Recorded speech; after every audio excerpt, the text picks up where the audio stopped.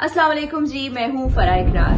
हमारा पाकिस्तान दुनिया का खूबसूरत तरीन मुल्क और हमारे प्यारे पाकिस्तानी बहुत ही टैलेंटेड लोग। टैलेंट है लेकिन रिसोर्सेज नहीं है, ऐसा मुझे लगता है। जिस भी इलाके में जाऊं वहां पर टैलेंट भरा हुआ मिलता है। मंडी बहाउद्दीन गई मैं नासिर तारड़ साहब की दावत पर। ओवरसीज हॉस्पिटल का इफ्तिताह हुआ। पाकिस्तान पब्लिक हेल्थ फाउंडेशन के नाम से एक फाउंडेशन बनी है जो कि ओवरसीज पाकिस्तानीज पर मुश्तमिल है। वहां से फंड्स लाते हैं पाकिस्तान में, खासतौर पर मंडी बहाउद्दीन में तालीम के शोबे में, तरक्की के शोबे में काम कर रहे हैं। मैंने नोटिस किया है किसी भी इलाके में जाएं तो टैलेंट बहुत है लेकिन रिसोर्सेज कम है। अब आप मंडी बहाउद्दीन की मिसाल लें, गुजरात की, जेहलम की, तो बहुत से पाकिस्तानी पाकिस्तान से बाहर जा चुके हैं।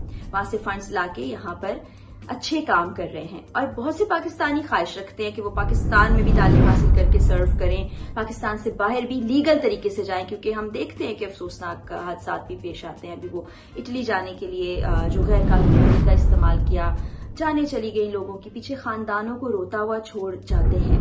तो इस मकसद के तहत कि पाकिस्तान में टेक्नोलॉजी की तालीम हो, IT यूनिवर्सिटी बनाई जा रही है मंडी बहाउद्दीन में। खुशी की बात है और उसके लिए मैं जा रही हूँ यूरोप में, क्योंकि हमारे प्यारे पाकिस्तानी मुखय्यर हजरात ओवरसीज पाकिस्तानी वहां मौजूद हैं।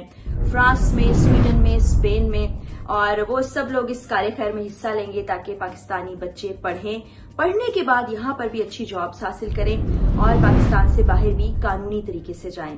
तो अखवत फाउंडेशन पाकिस्तान का एक नाम जो कि इस तरह के खैर खाही के काम करती रहती है। अमजद साकिब साहब भी वहां मौजूद होंगे, मैं भी वहां मौजूद होंगी।